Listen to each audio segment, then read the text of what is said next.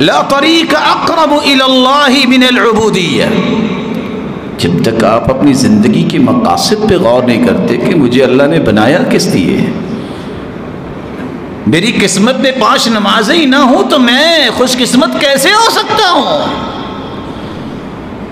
23 گھنٹے میری نجی زندگی میں گزرتے ہیں، 1 گھنٹہ میں اللہ کی عبادت کے لیے نہیں نکال سکتا، میں اپنی زندگی کے مقاصد سے واقف کیسے ہوں؟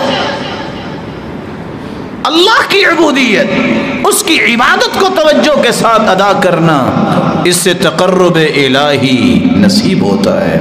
من اراد السعادة الابدیہ فلیلزم عتبۃ العبودیہ.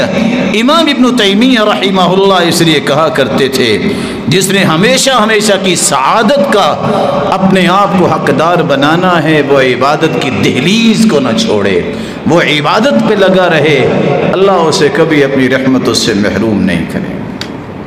ایک تیسرا طریقہ بھی ہے جس سے آپ کو تقرب الہی نصیب ہو سکتا ہے، وہ یہ ہے کہ آپ اللہ عز و جلال کی کلام کو پڑھیں اور اس پہ غور کریں.